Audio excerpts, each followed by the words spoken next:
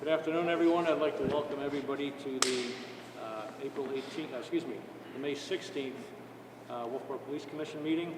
This time, I would ask everybody to please stand and join me in the Pledge of Allegiance.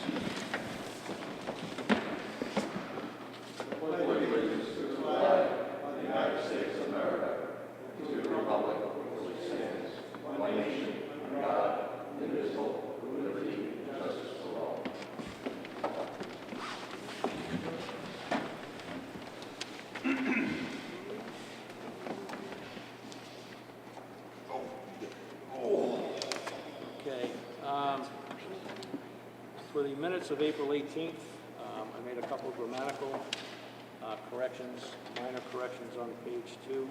Mr. Chairman, I'd like to register an objection at this meeting. It does not require an American Disabilities Act because there's no microphone. Oh, well, I'm sorry, Mr. Goodgame. Please reflect that no microphone very hard because we're hearing this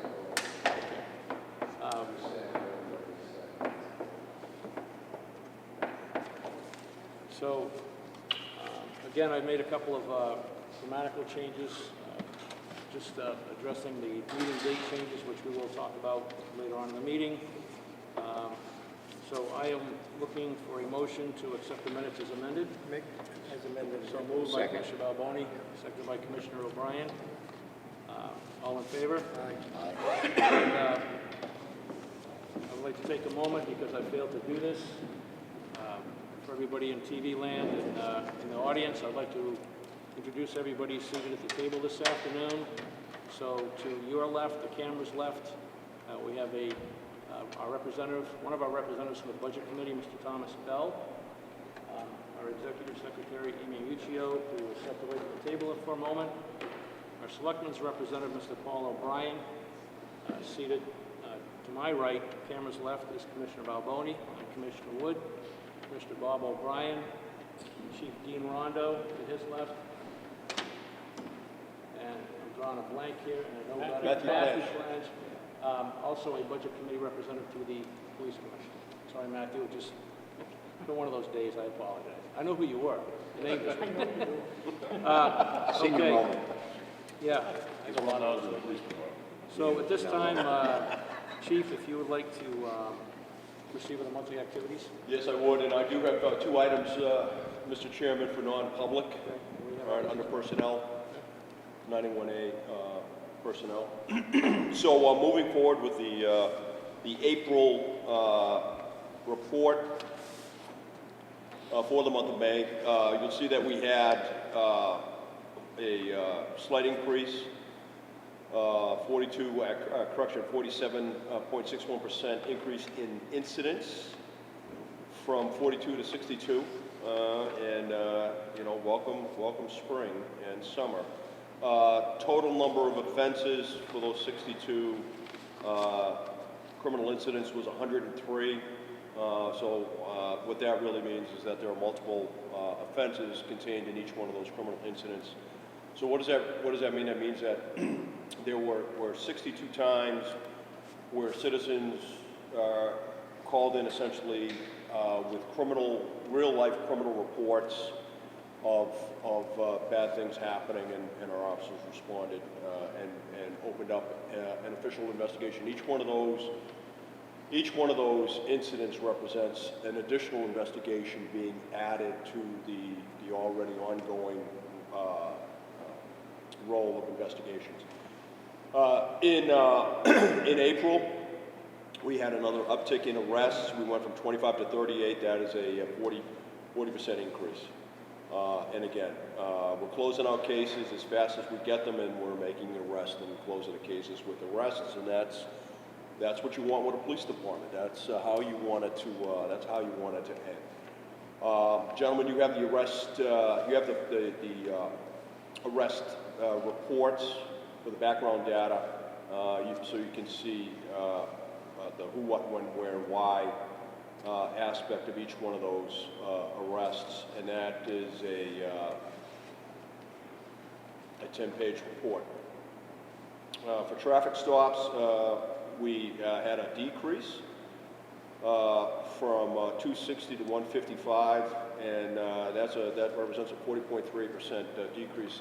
Of those 155 motor vehicle stops, 14 tickets were given out, and I know this is Commissioner Emeritus's Good Game's favorite statistic here. It's a 9.03% chance of getting a ticket. So what does that really mean? That means that you stood about 10% chance of getting a ticket if you were stopped in the month of April. The reason the stops are down from March is that the officers are more engaged in criminal investigations and making arrests. And we can't do both, right? We can't do motor vehicle stops and keep that number high and do incident reports, right? There's a balancing act there. So as they get busier in one aspect, the motor vehicle work decreases, and that's just common. You have the background data if you want to see what each one of those summonses were and what streets they were issued. There you have it. And then the additional background is for the remaining 155 warnings that were issued out.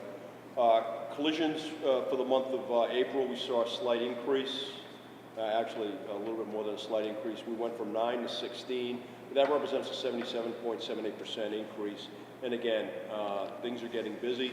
And I think this is reflective too, when the officers are not doing as much motor vehicle work, you see traffic crashes have a tendency to increase, and it's common.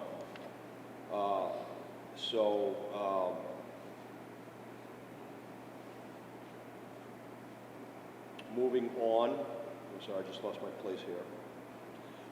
The next report you'll see is the accidents by street name and where they were. No mystery there, it's all the normal suspects. Next report you'll see is the personnel status report by officer. You can see the activity. Just be mindful that when you look at that, as I say every month, some officers are working low activity shifts, and so that accounts for perhaps some low activity in that particular reporting period. Detective's report is next. 15 cases were carried over from March for the month of April. He investigated 4 new cases, and his cases below represent all incident reports and arrest reports for the month of April. 2 cases were investigated as misdemeanors, 2 were felony level offenses. Obviously, those are almost serious, and at the end of April, he has 11 ongoing investigations, including a few from the previous month, and you'll see those cases highlighted down below. So this past month, 50% of those cases have been closed by arrest, which I think is very good. And then 46% of the cases this month were closed through a criminal arrest. So moving on, Mr. Commissioner. Do you want to go over the SRO report? I'll cover that as an exception. That report came out late, so let me cover that at the end. Let me go into my, Mr. Chairman, let me go into my chief's items right now, and then we'll cover the SRO report at the end.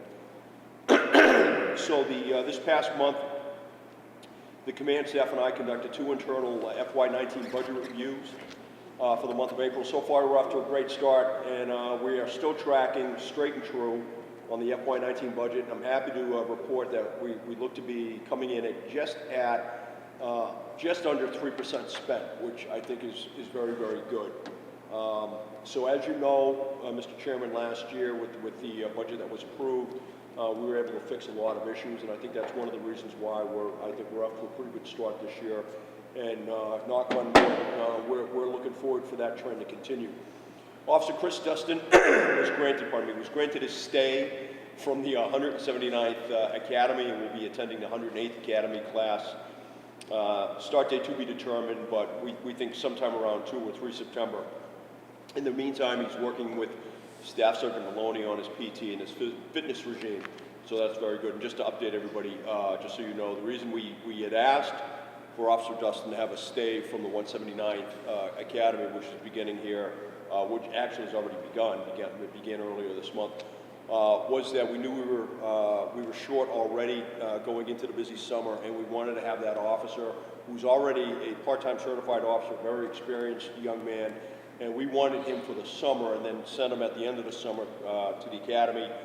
So all that was tracking straight and true, and then at the last minute, the officer ended up injuring himself, and he was on light duty for a while, and so he couldn't go down and take the PT test. So I had to go down to the academy and explain all this to the academy leadership, and they approved my request for his stay from the 179th.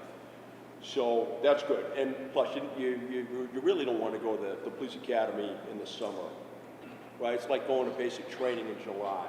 I mean, who does that? I did it in August. I know. My point exactly, who does that, right? I did. I went in June, actually, to basic training. Our new 14th officer was selected last week by the Wolfeboro Police Commission.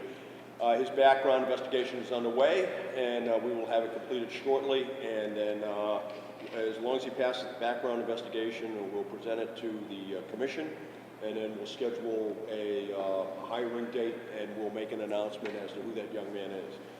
Lastly, Officer Claire Briggs, a full-time certified officer from Wakefield PD, was hired as a part-time officer and sworn in last Friday, 3 May 2019 at Town Hall. Claire's a very smart, experienced young lady and officer, and I'm expecting great things from her, and I'm very excited to have her added to the rolls of the Wolfeboro Police Department.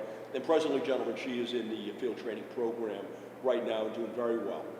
In fact, you'll see a few arrests. If you haven't already seen the press releases, she's already made a couple of very good arrests. So we're very happy and pleased to have her on board.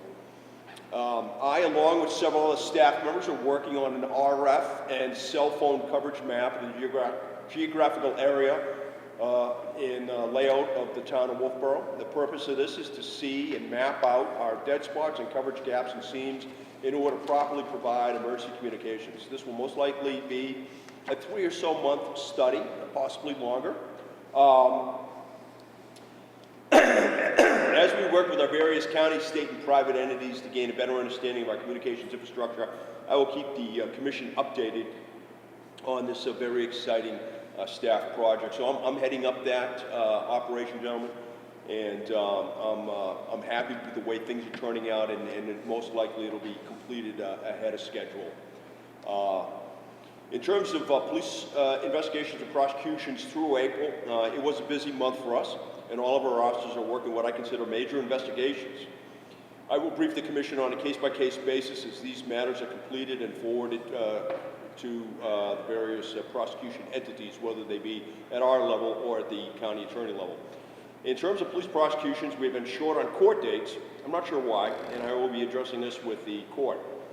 The past month, we saw 12 defendants who responded to 11 criminal charges and 1 motion hearing. Of those 11 charges and 1 hearing, 8 were found guilty at trial or pled guilty. The state, Wolfeboro PD, prevailed in the motion hearing and had the courts dismiss the defendants' motions. 3 defendants agreed to have their cases placed on file pending good behavior for 6 months or more, with diversion, education, and restitution components added to their sentences. The conviction rate this past month is 100%. Approximately $3,148 in fines, penalties, and restitutions was meted out. And just for the record, that money doesn't go to the Wolfeboro PD, it goes to the state, right? So we're not the recipient of any of that money. As normal, speed issues continue to be a problem in our community. Please pay attention to the posted speed limits on our town roads.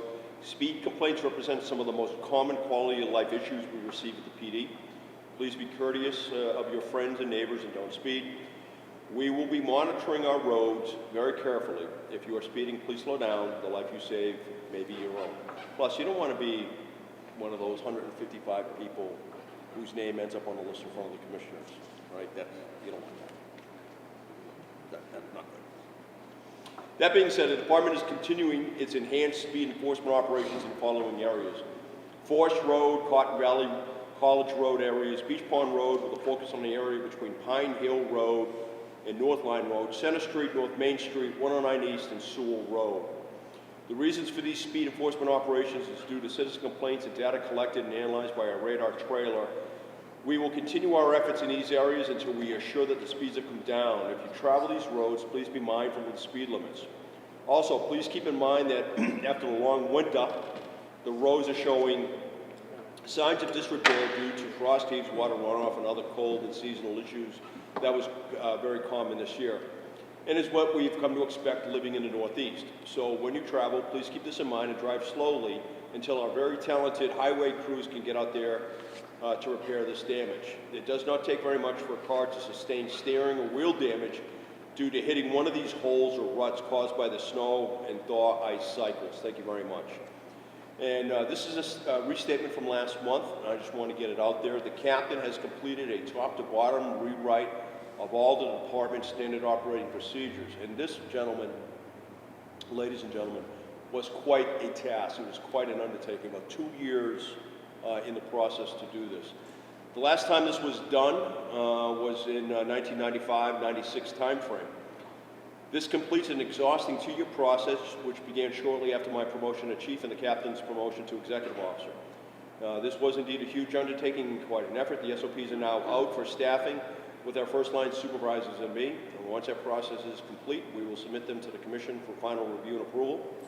Please be patient while we complete this final staff process. The commission should receive these sometime in June or July once the supervisors and myself have had an ample opportunity to weigh in fully on the policies. They are not public documents and represent our tactics, techniques, and procedures in police operations and investigations. Nothing significant to report on the budget other than what I've already stated. Training. This past month, Officer Mary Swift attended the RAD, Sexual Assault Response Instructor course, and is now a certified self-defense instructor, and we are excited to have this new capability within the Wolfeboro Police Department. Dispatchers, all our dispatchers attended training this past month in crisis negotiations. Part-time dispatcher Cody Lloyd is doing very well and is completing his final FTO program in our dispatch center. Outreach and matters of interest. I spoke at the Lions Club this past month on topics of interest. I was asked by Representative Linda Massimilia to attend the 3rd annual Counter-Drug Summit held in Whitefield, New Hampshire.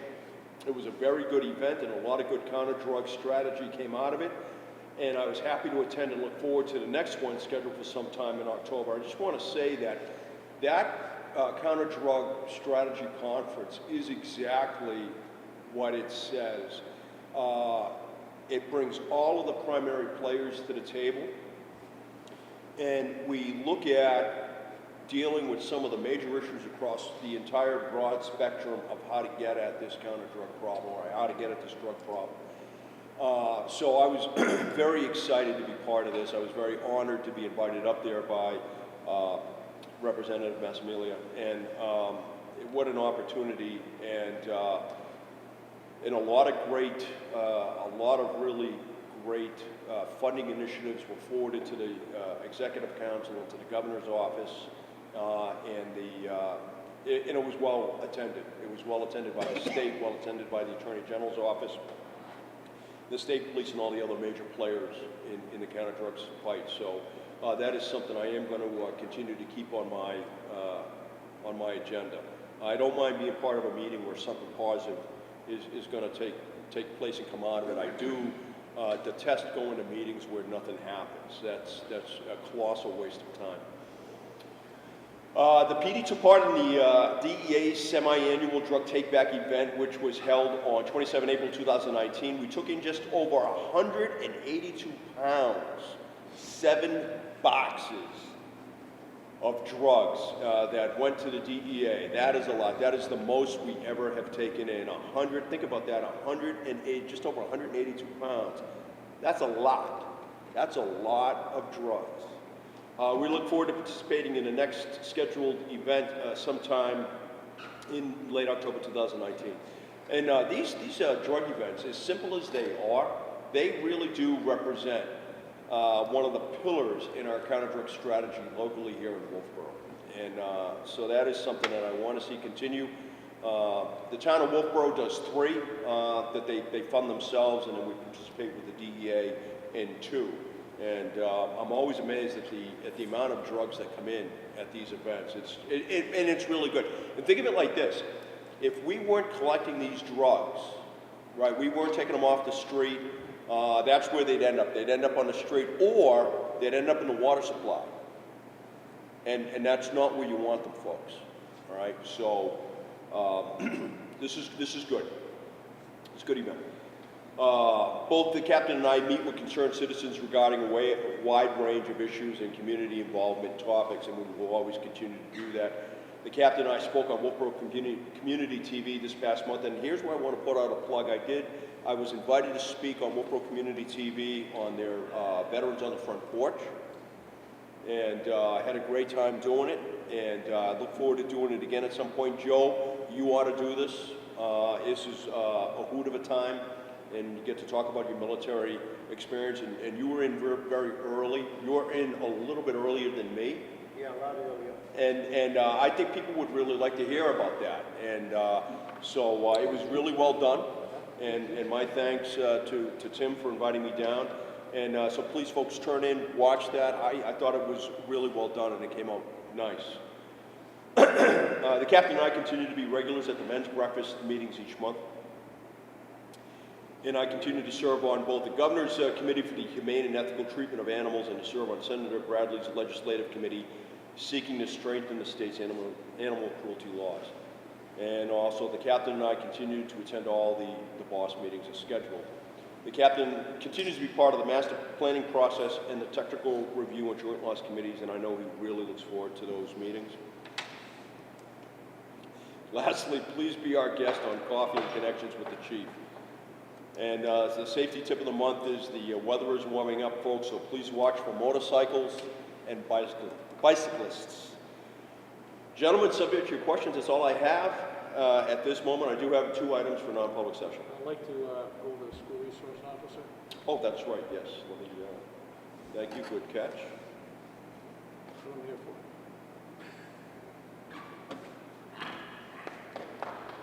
So,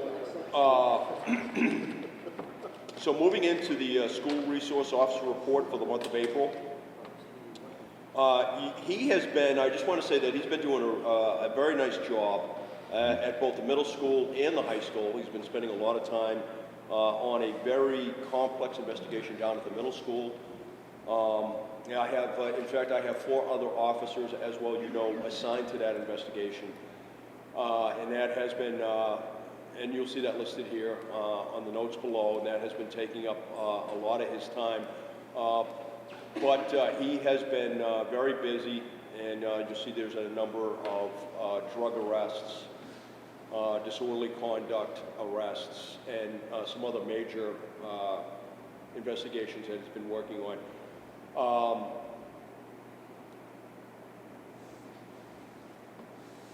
I will brief by exception if you have any specific questions, if you gentlemen have any specific questions. This report did go to the superintendent of schools as well, as requested by the police commissioner. I think there's information in here that won't serve what we discussed in a public session. Can you speak up a little more, please?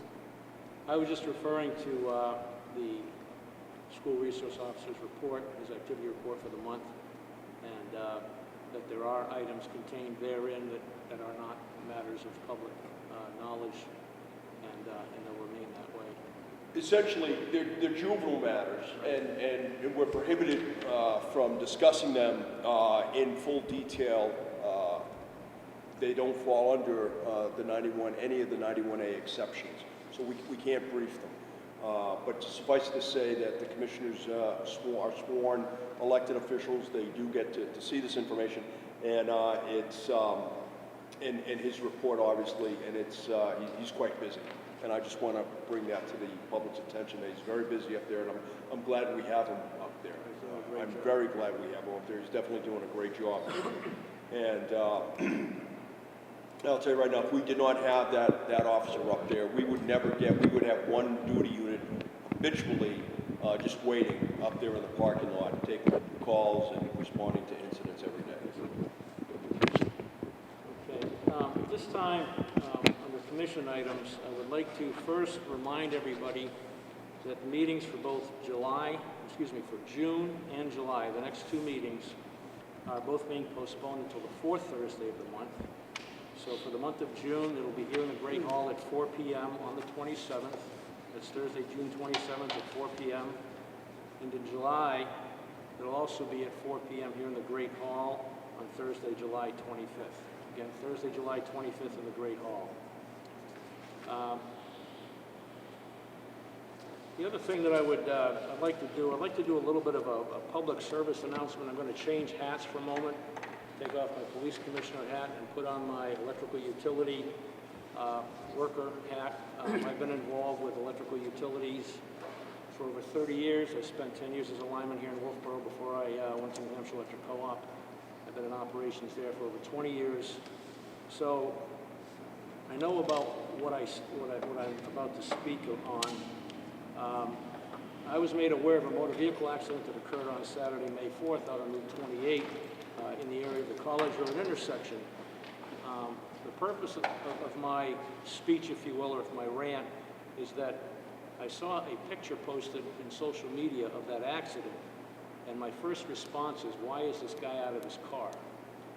The person that had submitted the picture had witnessed the accident, apparently, and that was the individual that hit the pole and broke the pole. My issue was he's standing right near downed wires. I cannot stress enough, folks, if you come upon a scene where there are wires down, if you're involved in an accident and there are wires down around your car, on your car, anywhere near you, please stay in your vehicles. It is for your own safety. I have seen what energized power lines can do to asphalt and other things. Certainly injury and death can result for contact with these energized lines. Those lines going through there that were down, there was a three-phase line, so there were 3 lines carrying 7,200 volts each. Although wires often look like they're insulated, there are open spots on those wires, so anything can become energized at any time. A phone wire, a cable line, anything. So please, I implore you to stay in your vehicles and stay safe, because, again, bad things will happen, and I think I speak for everybody, because we never want to see that. So please, please, please, be mindful. If you see lines down, report them. If you're anywhere near them, just stay in your vehicle and stay out of harm's way. And, you know, there was some banter back and forth also in that social media posting where people alluded to the fact they didn't have power. Now, having worked in this industry for over 3 decades, I can tell you, if I can't see both ends of a wire and that they are unattached, not attached to anything, then it's a live line. Even if we think it's not, it's a live line until we test and prove otherwise. And we have the equipment to do that. The average person does not. So again, please stay safe and be mindful of your surroundings, and just stay clear until the professionals come in and take care of that. Okay? Thank you very much. Rant over, and that's my public service announcement for the month. Mr. Chairman, I do have one alibi. One alibi? I do have one alibi. I just want to, real quick, just brief the commission and brief the public. A few days ago,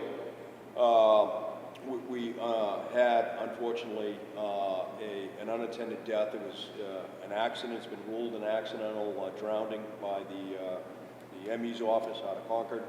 I know there's been some speculation in town that perhaps that person was murdered. Nothing of the sort is true. It's unfortunate. We typically don't do press releases on unattended deaths or accidental deaths. We want to give the family an opportunity to grieve. But I wanted to address the fact that, no, the Wolfeboro Police Department isn't sweeping a murder under the carpet. I heard that rumor. I heard some other rumors. They're all disturbing. Don't spread rumors. They don't do anybody any good. That's not what the situation is. If the public obviously was in some sort of danger, we would have put out a press release and alerted everybody and taken all the appropriate actions to make the town safe. So that's not what we have here in this particular case.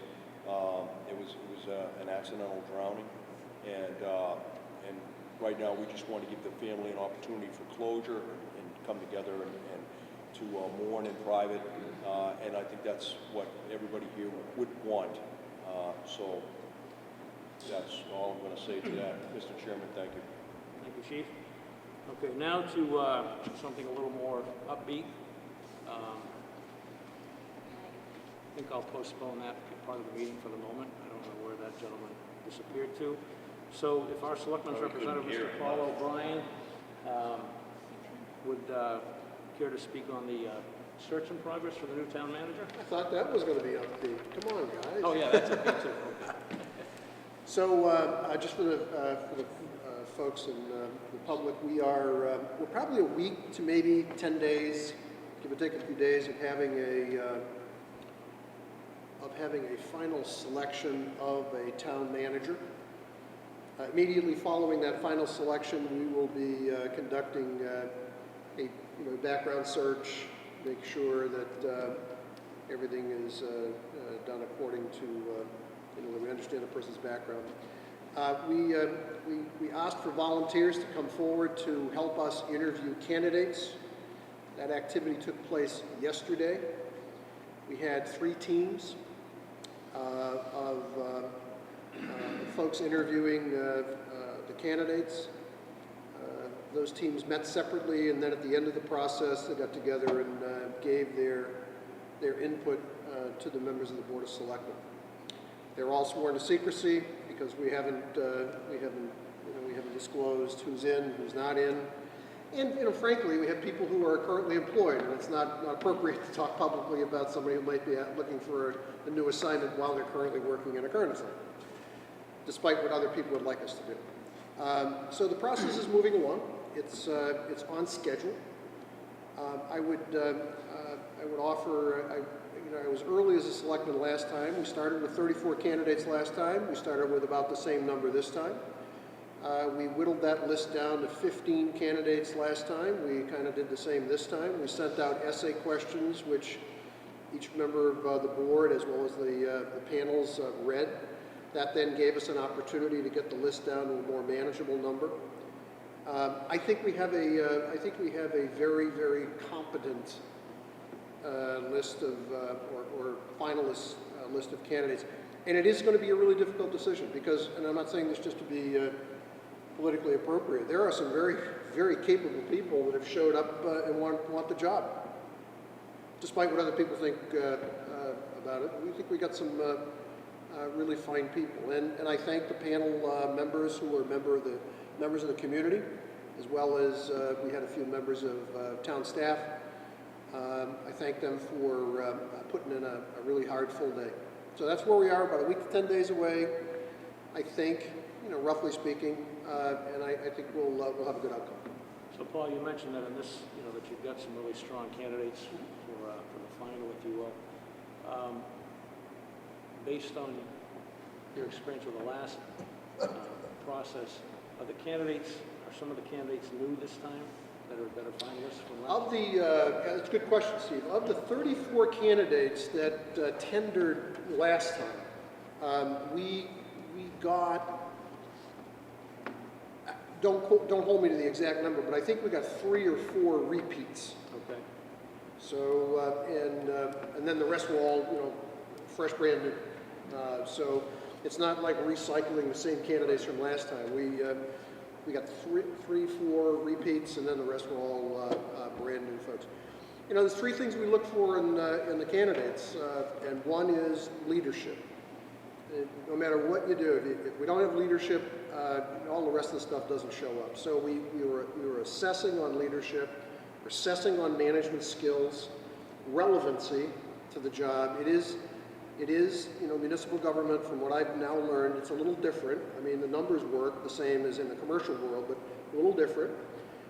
So we want to understand managerial background, how people coach, how people do things.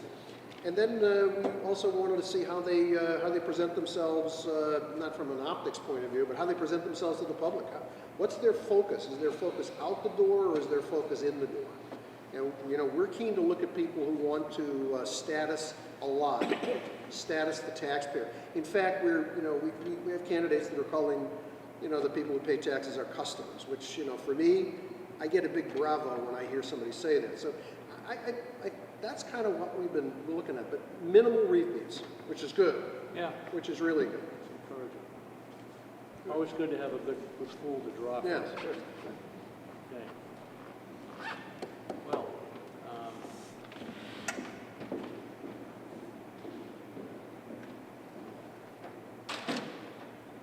Take a break for a second. We're gonna take a brief recess, Peter. Okay? Just brief.